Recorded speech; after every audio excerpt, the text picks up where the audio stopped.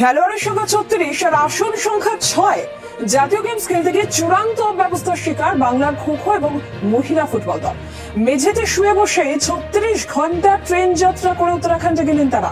জাতীয় গেমস খেলতে যাওয়ার আগে অ্যাথলিটদের জন্য আগাম চাকরির ঘোষণা করেছিল রাজ্য সরকার, কিন্তু সেই জাতীয় গেমস খেলতে গিয়ে অব্যবস্থার শিকার বাংলার খো-খো আর মহিলা ফুটবল দল। সকল খেলোয়াড়দের জন্য ট্রেনের টিকিটই জোগাড় করতে পারেননি কর্তারা। ফলে বেঙ্গল অলিম্পিক সংস্থার কর্তাদের ভূমিকা নিয়ে প্রশ্ন উঠছে। বুধবার থেকে উত্তরাখণ্ডে শুরু হয়েছে ৩৮তম জাতীয় গেমস। কুম্ভমেলা ফেলা চলছে তো চারিদিকে, কুম্ভমেলা এখন চলছে তো টিকিটের তো একটু প্রবলেম আছে।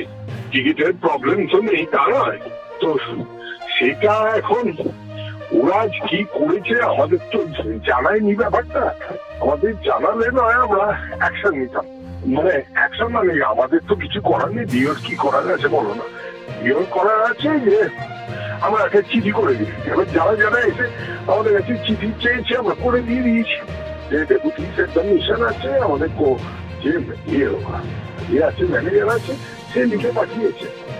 এবার ব্যাপারটা কি, একটা টিম, তাতে মেম্বার থাকে, কোচ থাকে, অ্যাসোসিয়েশনের লোক থাকে, কে ওই ছবিটা তুলে পাঠানো, কেন পাঠানো সেটা ওরাই বলতে পারবে।